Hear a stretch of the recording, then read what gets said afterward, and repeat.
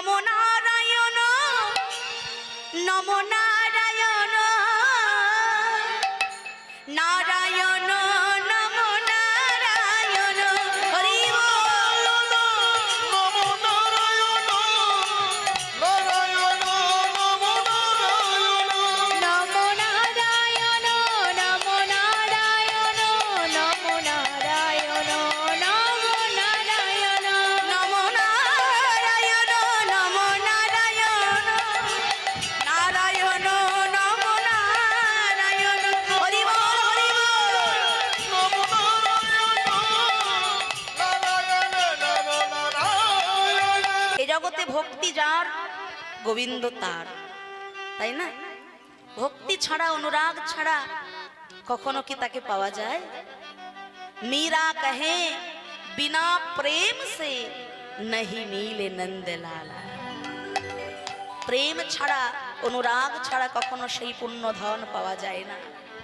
তাই ভক্তিকে আশ্রয় করতে হবে বাবা, ভক্তি ছাড়া কখনো সে ধন পাবো না। কেন বললাম? কেননা যেমন মনে করুন একটা ছোট্ট কথা বলি, যেমন ধরুন এক হলো একটা সংখ্যা, হ্যাঁ, তা সেই একের পাশে আপনি যদি একটা শূন্য বসিয়ে দেন কত হবে গো মা? 10। আচ্ছা, তার পাশে যদি আরো একটা শূন্য দিই কত হবে? আচ্ছা, তার পাশে আরো একটা শূন্য দিলে, আরো একটা শূন্য দিলে, দেখুন একের পাশে আপনি যতগুলো শূন্য বসাচ্ছেন সংখ্যার ভ্যালুয়েশন, সংখ্যার মান কিন্তু তত বেড়ে যাচ্ছে। কিন্তু পরপর এতগুলো শূন্য রয়েছে, কিন্তু সামনে থেকে যদি আপনি কখনো একটাকে সরিয়ে নেন তখন কি হবে? শূন্য। শূন্যগুলোর কিন্তু আর কোনো মূল্য থাকবে না। তদ্রূপ ভক্ত বলছে আমাদের এই মানব জীবনে ভক্তিরূপী এক হলো সবার আগে। হরি বল হরি বল। ভক্তিরূপী এককে বজায় রেখে আড়ম্বর রূপী শূন্য আমি যত বসাবো আমার গোবিন্দ তত খুশি হবে। কিন্তু ভক্তিরূপী এক যদি সামনে থেকে সরে যায় তাহলে কোনোদিন সেই পূর্ণ ব্রহ্ম স্বয়ং ভগবানের কৃপা পাওয়া যায় না।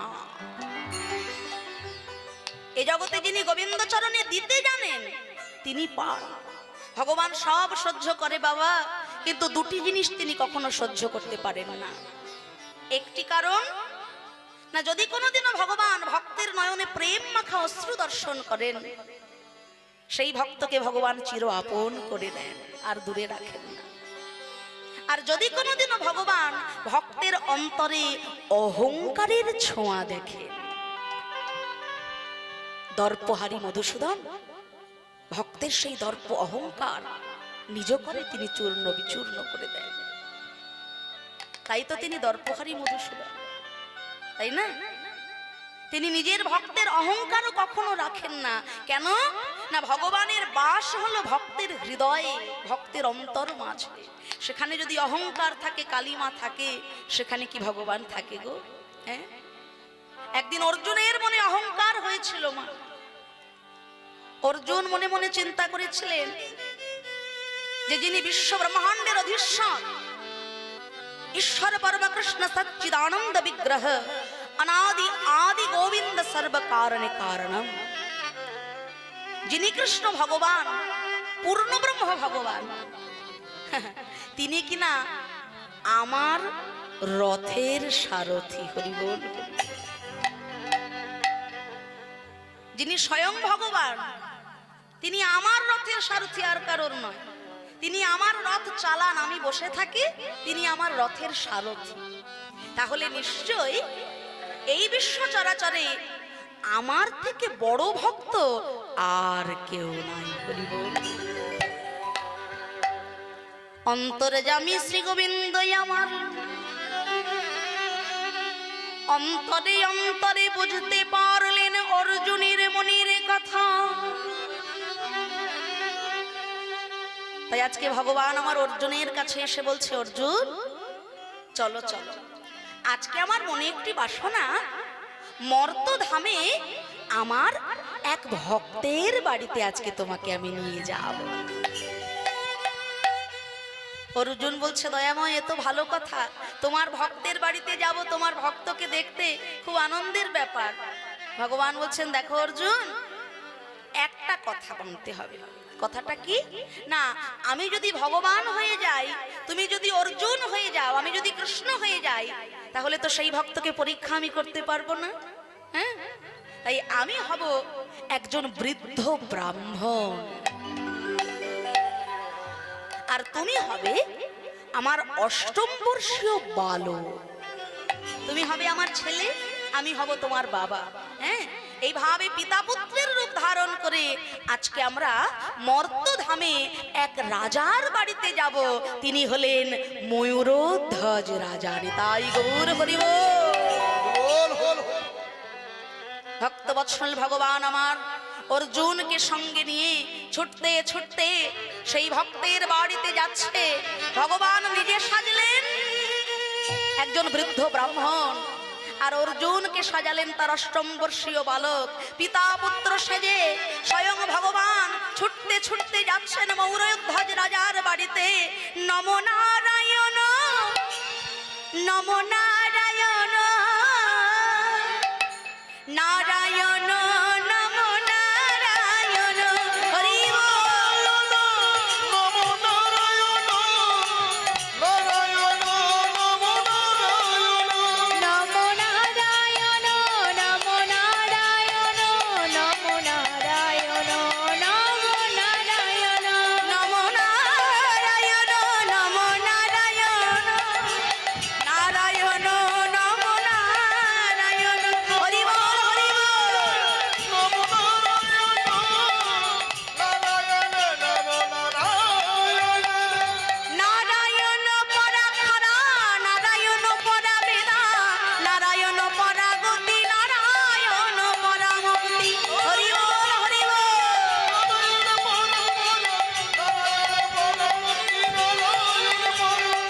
নারায়ণ পরমপতি নারায়ণ পরমপতি নারায়ণ পরমপতি নারায়ণ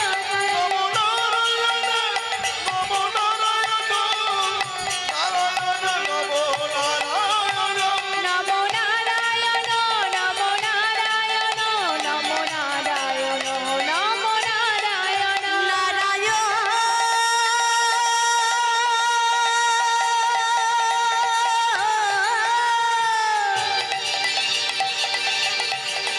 হে নারায়ণ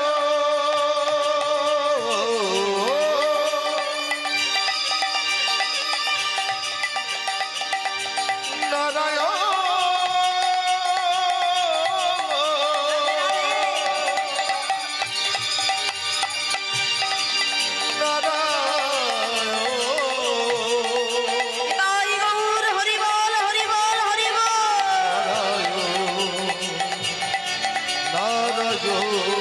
নমো নারায়ণ নম নারায়ণ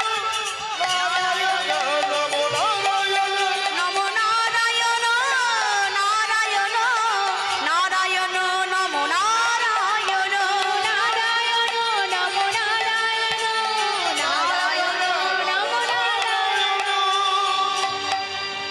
নারায়ণ নারায়ণ নাম গাইতে গাইতে আজকে ভগবান নিজেই তার নাম গাইতে গাইতে দুটি নয়ন ধারায় বক্ষ ভাষায় ময়ূরধ্বজ রাজার প্রাসাদের সামনে দাঁড়াইছে। মহারাজ মহারাজ, আমি বড় বিপদে পড়েছি মহারাজ, আপনি আমাকে রক্ষা করুন মহারাজ, আপনি আমাকে রক্ষা করুন। ময়ূরধ্বজ রাজা বললেন কি, আমার রাজ্যে ব্রাহ্মণ বিপদে পড়ে কাঁদছে? কি হয়েছে ব্রাহ্মণ, বলুন কি বিপদ হয়েছে আপনার? ভগবান পরীক্ষা করবার জন্য বৃদ্ধ ব্রাহ্মণ সেজে ময়ূরধ্বজ রাজাকে বলছেন যে ওগো মহারাজ, আমার এই অষ্টম বর্ষীয় পুত্রকে সঙ্গে করে নিয়ে একটি গভীর জঙ্গলের পথ দিয়ে আমি বাড়ি ফিরছিলাম। এমন সময় কি দেখলাম জানো?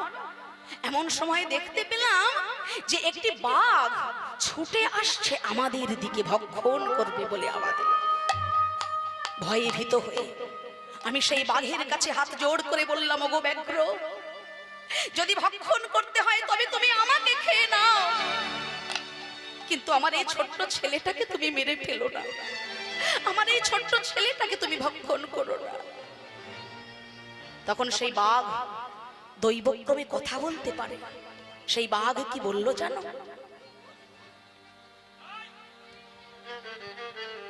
সেই বাঘ তখন বললেন যে দেখো ব্রাহ্মণ, তুমি বৃদ্ধ হয়েছ, তোমার শরীরে কতটুকুই বা মাংস পাবো যদি তোমাকে ভক্ষণ করি? হ্যাঁ, তোমার সারাটা শরীরে হাড় ভর্তি, কিন্তু তোমার এই ছোট্ট শিশুপুত্র এর কচি কচি মাংস ভক্ষণ করে আজ আমি আনন্দে আত্মহারা হয়ে যাব। আমি তখন বাঘের কাছে হাত জোড় করে বললাম, ওগো বাঘ, এ জগতে কি এমন কোন কার্য আছে যে কর্মের দ্বারা আমি আমার পুত্রকে মৃত্যুর হাত থেকে বাঁচাতে পারি? তুমি আমায় বলো। তখন সেই বাঘ আমায় কি বলল জানো মহারাজ?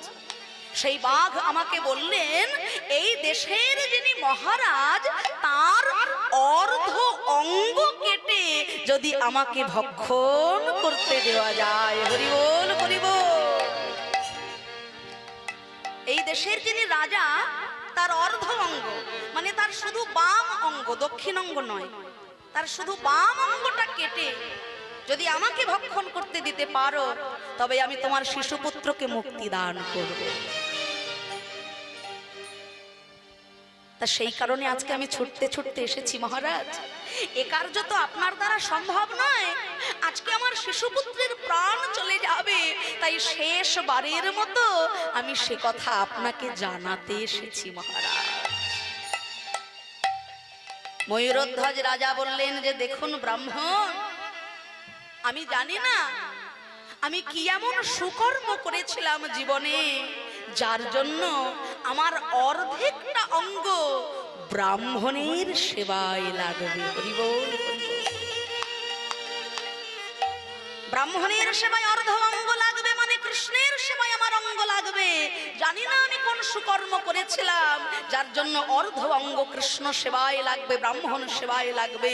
আমি প্রস্তুত, আমি আমার অর্ধ অঙ্গ আপনার হাতে তুলে দিতে প্রস্তুত ব্রাহ্মণ, আপনি কোনো চিন্তা করবেন না। ব্রাহ্মণ বললেন, মহারাজ এখানেই আমার কথা শেষ নয়, আরো কথা আছে। আরো কথা? হ্যাঁ মহারাজ, যখন আপনার অঙ্গ কাটা হবে করাত দিয়ে, একদিকে করাত ধরবেন আপনার স্ত্রী, অন্যদিকে করাত ধরবে আপনার পুত্র। আপনার স্ত্রী পুত্র দুদিকে করাত ধরে আপনার অঙ্গ কাটবেন, কিন্তু আপনার অঙ্গ যখন কাটা হবে আপনার নয়ন হতে যেন বিন্দু মাত্র অশ্রু বিগলিত না হয়। তাই গৌর হরি বল, হরি বল। এতগুলো শর্ত পালন করে যদি আপনি দেহ দান করতে পারেন ব্যাঘ্র সেবায়, তবে ব্যাঘ্র আপনার দেহ সেবা করবে আর আমার ছেলেকে ছেড়ে দেবে। মহারাজ বললেন, আমি প্রস্তুত, আপনি যেভাবে বলবেন, যা বলবেন আমি তাই করব। তাই ময়ূরধ্বজ রাজা বসেছেন আসনে, একদিকে করাত ধরেছে তার স্ত্রী, অন্যদিকে করাত ধরেছে তার পুত্র। করাত দিয়ে ময়ূরধ্বজ রাজার অঙ্গ কাটছেন। স্ত্রী পুত্র দুইজন একটি করাত ধরে ময়ূরধ্বজ রাজার অঙ্গ কাটছে। ময়ূরধ্বজ রাজার অঙ্গ কাটতে কাটতে যখন কপল দেশে এসেছে, তখন ময়ূরধ্বজ রাজার দক্ষিণ নয়ন হতে এক বিন্দু অশ্রু বিগলিত হয়ে গেল। ব্রাহ্মণ বললেন, দাঁড়াও দাঁড়াও মহারাজ, এ তুমি কি করলে? তুমি তো তোমার শর্ত রাখনি মহারাজ। আমি বলেছিলাম যখন তোমার অঙ্গ কাটা হবে যেন তোমার নয়ন হতে বিন্দু মাত্র অশ্রু বিগলিত না হয়। এ তুমি কি করলে মহারাজ? তোমার অঙ্গ কাটার সময় দক্ষিণ নয়ন হতে এক বিন্দু অশ্রু বিগলিত হয়ে গেছে। তোমার অঙ্গ তো ব্যাঘ্র সেবায় লাগবে না, তবে তবে কি সত্যি সত্যি আমার ছেলের প্রাণ যাবে? ময়ূরধ্বজ রাজা কেঁদে কেঁদে বলে, ওগো ব্রহ্মা, আমি জানি না কোন জন্মের সৌভাগ্য ফলে আমার বাম অঙ্গ অর্ধ অঙ্গ কৃষ্ণের সেবায় লাগবে, কিন্তু দক্ষিণ অঙ্গ কৃষ্ণ সেবায় বঞ্চিত হবে। আমার দক্ষিণ অঙ্গ শৃগাল কুকুরে ছিঁড়ে ছিঁড়ে খাবে, কৃমি কীটে কুরে কুরে খাবে। তাই পূর্ণ অঙ্গ ছাড়া তো গোবিন্দ সেবা হয় না। যে অঙ্গ গোবিন্দ সেবায় লাগবে না, সেই নয়ন হতে আমার অশ্রু বিগলিত হয়ে গেল। তাই আমি কৃষ্ণ সেবায় বঞ্চিত হলাম। কৃষ্ণ হরি বল, হরি বল। বলো বলো কি অপরাধ আমি করেছিলাম, কৃষ্ণ সেবায় বঞ্চিত বলো হলাম। বলো বলো তুমি আমার, আমি কৃষ্ণ সেবা বঞ্চিত না। আমি কি অপরাধ করেছিলাম, অর্ধ অঙ্গ সেবায় লাগলো না গো। আমি কি অপরাধ করেছিলাম, অর্ধ অঙ্গ সেবায় লাগলো না গো। আমায় বলো বলো তুমি আমার, অর্ধ অঙ্গ সেবায় লাগলো না গো। আমি কি অপরাধ করেছিলাম, অর্ধ অঙ্গ সেবায় লাগলো না গো। আমি কি হরি অপরাধ বল, অঙ্গ সেবায় লাগলো না গো। কি অপরাধ করেছিলাম, অঙ্গ সেবায় লাগলো না গো। কি অপরাধ করেছিলাম। আমি বহু জন্মের অপরাধ। যেই না এমন কথা বলেছেন ময়ূরধ্বজ রাজা, ভক্ত বৎসল ভগবান আর ছদ্মবেশে থাকতে পারে না গো। সঙ্গে সঙ্গে ভগবান নিজ মূর্তি ধারণ করে কৃষ্ণ ভগবান হয়ে দর্শন দিয়েছেন ময়ূরধ্বজ রাজাকে। অর্জুনকে ডেকে বলছে, ওগো অর্জুন, এতদিন ধরে আমি তোমার রথের সারথি হয়েছি বটে, অনেক প্রকারেই তো তুমি আমার সেবা দিয়েছ অর্জুন, অনেক ভাবেই তো তুমি আমার সেবা দিয়েছ, কিন্তু বলো বলো এমন অঙ্গ কেটে সেবা কবে দিয়েছ? হরি বল, হরি বল। কবে দিয়েছ, এমন অঙ্গ কেটে সেবা কবে দিয়েছ? আমাকে সেবা কবে দিয়েছ, তুমি বলো বলো অর্জুন আমায় বলো, এমন অঙ্গ কেটে সেবা কবে দিয়েছ? ওগো বলো বলো জোর তুমি আমায় বলো, আমাকে সেবা কবে দিয়েছ। অর্জুন, অনেক প্রকারেই তো তুমি আমার সেবা দিয়েছ, কিন্তু বলো দেখি এইভাবে হাসতে হাসতে অঙ্গ কেটে কি কোনোদিনও তুমি আমার সেবা দিয়েছ অর্জুন? অর্জুন বলছে, হে দয়াময়, আমি বুঝতে পেরেছি আমার মনে অহংকার হয়েছিল, তাই সেই অহংকার চূর্ণ করবার জন্য দর্পহারী মধুসূদন হয়ে আজ এই ভক্তের কাছে এনে তুমি আমার দর্প অহংকার চূর্ণ করে দিলে। হরি বল, হরি বল।